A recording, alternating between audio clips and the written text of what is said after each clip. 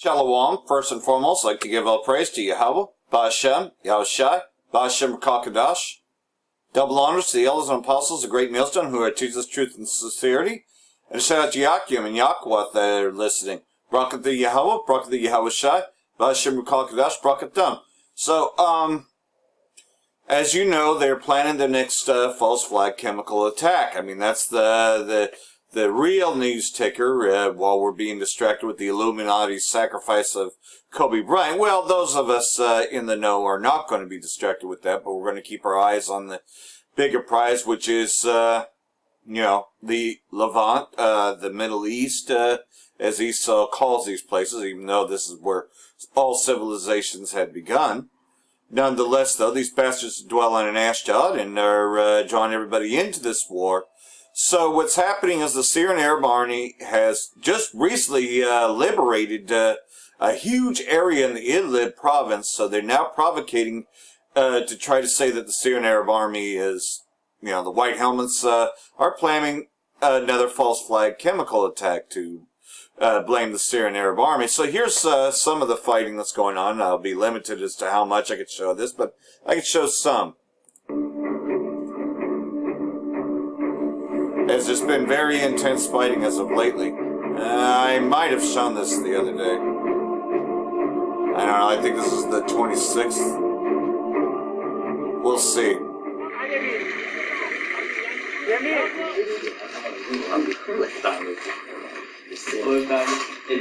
Either way, these terrorist proxies are losing in the war. Maybe I didn't, but nonetheless, though.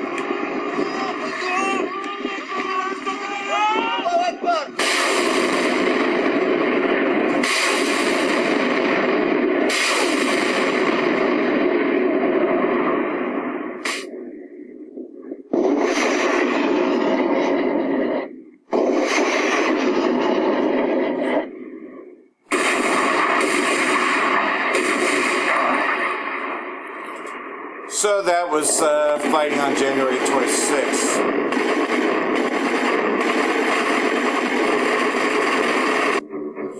And here is more fighting on the 27th.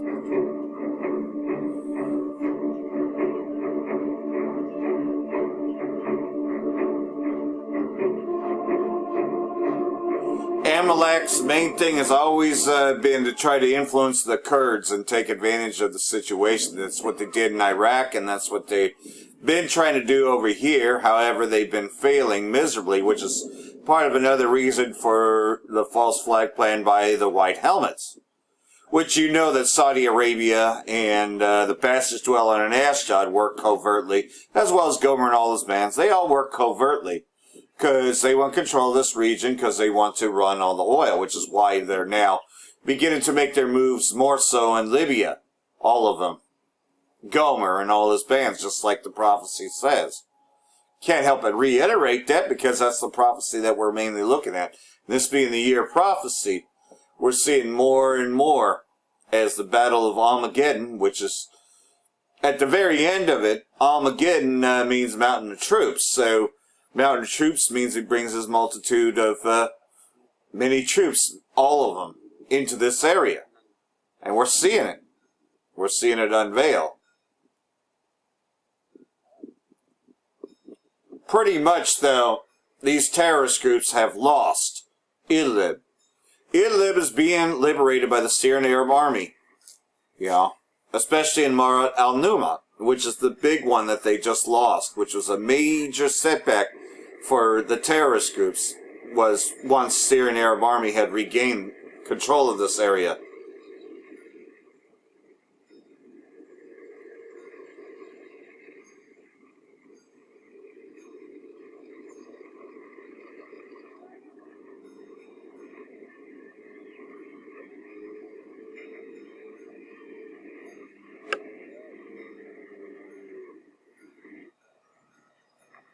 Now, make no mistake about it, these are not even Syrians that are fighting. These are Gomer and all his bands that are fighting against the Syrian Arab Army. What the mainstream would like you to believe, though, is that that it's a civil war, that the Syrians are fighting amongst each other. But this is not the case. They want to rebuild the Ottoman Empire where they control the entire entity. Esau ruled this area as the Ottoman Empire, and they want it back. AKA the Greater Israel Project. You've probably heard of that, where they control all the Middle East oil. Prophecy is speaking, though, and this is what we're looking at, the year of prophecy. On the evening of January 27th, units of the Syrian army continued their operations in southeastern Idlib. Government troops liberated Hamidia, Basaida, Ma'asran, Tal Asih, Mazian, and several other villages. By this advance, the army fully besieged Ma'arat al-Numan from the northern, southern, and eastern directions. According to pro-government sources, Hayat Tahrir al-Sham militants are not planning to defend the encircled city for a long time. Rather, they are actively planting mines and IEDs in the area. Therefore, even if militants withdraw from Ma'arat al-Numan via the remaining corridor, government troops will not be able to secure the city immediately. On January 28th, government sources claimed that the Syrian army had already entered Ma'arat al-Numan. However, government forces still have to remove IEDs and fortify their new positions. The Syrian army offensive in southern Idlib is ongoing under the nose of the Turkish observation post near Ma'arat al-Hat. In the event of further advances by the army, the observation post will likely be encircled by Syrian forces. This will be the third such Turkish observation post that has faced this fate. The previous two are located near Serman and Morak. Pro-opposition sources blame Turkey for the recent setbacks of al-Qaeda-linked groups. According to them, Ankara conspired with Moscow in order to undermine the so-called Syrian revolution. They also claim that the redeployment of members of Turkish-backed militant groups from Syria to Libya has undermined the defense of Idlib. On January 26th, the Libyan National Army, a rival of the pro-Turkish Libyan government of national accord, claimed the number of Turkish-backed fighters that were prepared to be deployed to Libya was over 8,000. Earlier, reports appeared that at least 2,400 Turkish proxy fighters had already been sent to Libya. Another hot point for the Battle of Greater Idlib is western Aleppo, where the 4th Armored Division is engaged in intense fighting with militants. Local sources say that the Aleppo advance is a diversionary strike designed to draw the attention of the Hayat Tahrir al-Sham leadership from Ma'arat al-Numan and contain reinforcements that it can send to southeastern Idlib.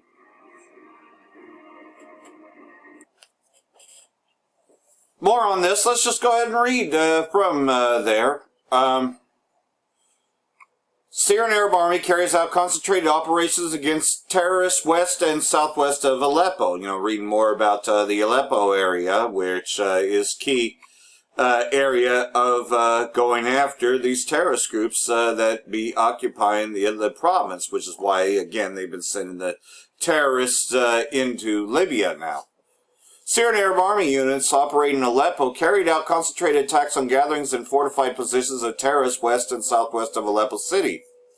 Syrian Arab News Agency reporter on the ground in Aleppo said that the army units started since Tuesday morning carrying out concentrated attack and rocket strikes on terrorist positions, destroying their fortification gatherings, vehicles, and ammo depots in the directions of Khan Tamu, Al-Manasofa, Kafar Naha, and Kafar Dael, and across Al-Rashadan area in the western and southwestern outskirts of Aleppo city. So, pretty much, man, you know, what's happening, though, is, you know, Bashar al-Assad has regained control, so you'd have no need to use chemical weapons. I mean, it sounds like a broken record, right? Oh, he's using weapons of mass destruction, you know, just a repeat over and over again. And, I mean, haven't they figured out that nobody believes their bullshit anymore? Yeah, I think people have learned to smell the bullshit. And most people don't even support this war anyways, but it's at least the flock drawing everybody into this war. And besides Ezekiel 38, this prophecy is also speaking, as they all are. But, you know, we often revisit Jeremiah 49. Starting in verse 14, I've heard a rumor from the Most High, and an ambassador sent among the heathen, saying, gather you together and come against her and rise up to the battle, which is why all these countries are now coming against Babylon and are pretty much taking up a proverb against Babylon and saying, hey, the Middle East would be a lot more safe if, you know, Babylon was no longer here, a.k.a. America, the West. If the West was no longer interfering, which, you know, the more and more they push, the more and more these other countries push back. So you got that resistance going on. So, yes, that is definitely an ambassador sent among the heathen. For lo, I will make thee small among the heathen and despised among men. Who's that talking about? The Zionists, a.k.a. Amalekites, are despised among men. Everybody hates these fucking goddamn gutter rats, and they don't call them Jews.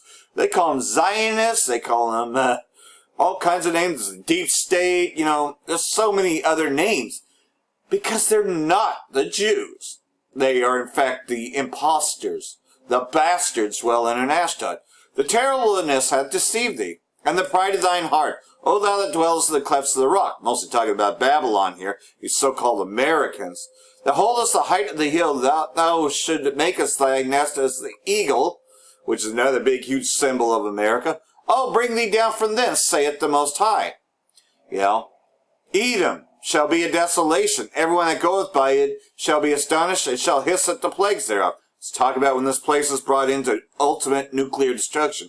You know, we, the prophets of doom, often prophesy this. As in the overthrow of Sodom and Gomorrah and the neighbor cities thereof, saith the Most High, no man shall abide there, neither shall the Son of Man dwell in it.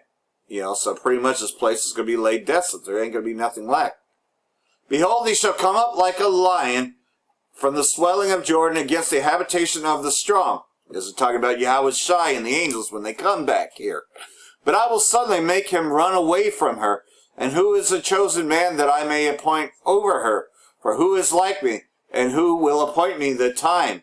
And who is the shepherd that will stand before me? Again, talking about Yahweh Shai and the angels when he finally sends them here. Not just to gather his elect from the four corners of the earth, which we hope to be among that number, but most of all, to destroy Esau Edom. Therefore, hear the counsel of the Most High that he hath taken against Edom and his purposes, which is talking about Babylon the Great, that he hath taken against the inhabitants of Tim, and surely the least of the flock, talking about Amalek, and Zionists, shall draw them out. Surely he shall make their habitations desolate with them. The earth is moved at the noise of their fall. Yeah, because 200 million nuclear missiles will be hitting this place, making this whole place a lake of fire. At the cry of the noise thereof was heard in the Red Sea, because they're also going to lose over there. Where's the Red Sea? Well, that's right there, in the valley of Yehoshaphat. Behold, he shall come up and fly as the eagle and spread his wings over Basra, which is talking about America. Basra is another key word of America. And that day shall the heart of the mighty men of Edom be as the heart of a woman in her pangs. So I hope all this has been edifying like everything else, though. We, the prophets of doom, and let's go ahead and show this picture.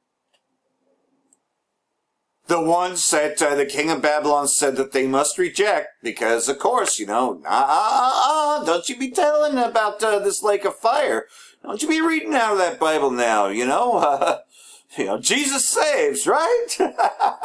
So, you must reject these prophets of doom, right? They're going to tell you that lake of fire's coming, and that's when this place, as you can see in the far corner over there, I mean, what's that going to do? That's going to make it a huge lake of fire when you're looking at the whole ocean and you're seeing this thing as a small little island just totally destroyed by fire.